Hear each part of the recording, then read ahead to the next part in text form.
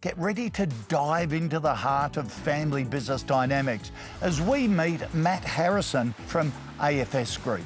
Matt's been running this business with his family for more than 30 years, but getting AFS shipshape for the next generation has its challenges. So we sent in succession expert Bill Withers to help Matt unlock the secrets of enduring success.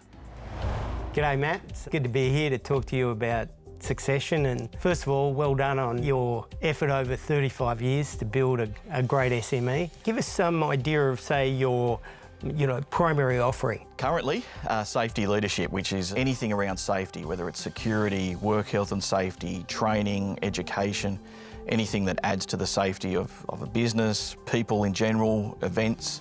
That's our sort of core business now. You built a substantial business of around 100 people. What is your vision for the business? I've always wanted to have something to pass on to my kids, but having said that, I also encourage them to go out and do their own thing, because it may not be what they want. This is my goal or my dream. I just want to leave some sort of, look, I think legacy is a bit cliche, but I want to make a difference, and that might sound a little bit silly, but everything we do is tailored to try and make things safer for people, make things better for people. So that would be what I want to leave. So if you could build a business that goes for another 35 years, obviously with far less input from Matt, you'd be happy. Yeah, and I think probably my staff would be too. I think the biggest challenge for them is me. They often wonder what I'm going to bring back with from a meeting or from a trip when I'm interstate visiting other clients. So yeah, so they do get a little anxious sometimes when I come back and go, right, we're doing this now. And I guess that's one of the great challenges for you, which we'll talk about later, is the idea of how you develop not only people that can lead the business operationally, but how the people that you develop as leaders actually form the strategies of the business independent of you. Yeah. Do you see that as a challenge? I absolutely do, and I think that one of the biggest challenges I have faced is saying no.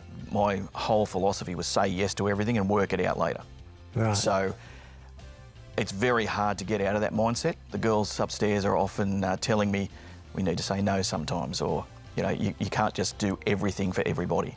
So that's actually a common pattern. It's a very good thing. Often our strengths and weaknesses are at the same point. Yeah. So it's part of the strength, but it's also one of our great weaknesses. I think we're well set to begin the conversation about succession in greater detail. So I'd like to share with you not succession planning, but some succession thinking. Sounds great. Welcome back to Kochie's Business Builders. It's time to check in with family business expert Bill Withers to discover the key changes needed to make sure AFS Group is an enduring success for the Harrisons. Okay, so Matt, I now know that you have a succession challenge. Yep. The problem with succession planning is that a plan tends to be project-oriented. It has a start and a finish. I'd like to introduce you to a new term, which is succession thinking. So my book here introduces this to challenge succession planning, because it's about how we build our businesses so that the outcome is succession. So to really get to the nitty-gritty of it with you, we're going to explore principle one of succession thinking, which is to seek role clarity. So I'm going to ask you some questions about you and your business via a deck of cards here. Okay. All right. First of all, are you the owner of the business? I am. Okay, and what percentage do you own? 101%. Okay, so you are a director of the business? I am, yes. Okay, so the next one then that I'm going to ask you about is organisational leadership. Now, what I'm going to do here, I'm just going to pause for a moment, and over here you can see that the owner card, we have some definitions, right? Can you just read that one out? Forms and implements strategy while considering the whole system.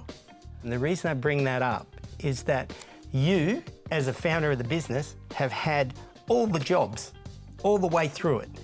What's interesting is you build a business, you bring in people that become more and more specialised, and they tend to not have that holistic view of the business. Yeah.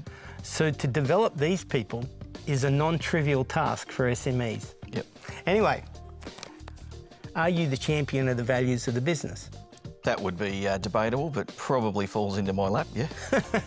So everybody's allocation of work and operational leadership, is that you? It is. This one here is you're a team member and you're a technician. Now, tell me, what sort of technician roles? Do you sell your offering? Yes. Do you deliver your offering? Yes. Do you do customer nurturing? Guilty.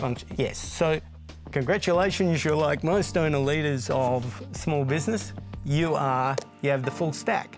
Now, for us to be able to do any form of succession work, what we need to do is we need to focus on this one. As an owner, you have a sub-role called vision custodian. Okay. So you've said you'd like to build a business that lives on in perpetuity? Yep. Okay, let's go to your ownership and future ownership then. What we can do to form your vision is think of it through all the stakeholder groups of your business. So the future owners, who would you like to be the future owners of your business? You could be your family. Yeah, look, that'd be ideal, but yeah, they've got to want to do it. It's feasible for the family to own the business, but not work in the business. Okay. Right? The problem with that, though, is are they vision custodians? Once you know you've got this vision custodianship, you know you can hand it over to somebody else. Yep. So there's the family, then there's the potential for the leaders of the business or to develop leaders of the business that also become owners. What we often find in family businesses where there is the potential for the family is that a blend of those is a good outcome. Yep. I think there's a couple of things that I can give you as tasks to take away from this to get the ball rolling. The first of all is to really digest the concepts of role clarity and look at these cards and write down how your week works with respect to the distribution across these different roles. Number two is start thinking about, okay, what do I want for everyone? What do I want for my family? What do I want for myself? What roles do I want to play? Well, I think organisational is probably the key. I've got to divide my time up and document it and be accountable to myself first and foremost before I can be of any use to anyone else. Looking forward to it. Thanks for all your advice, Bill. It's great. Bill gave some terrific advice there that will hopefully put AFS Group on track for success for many years to come.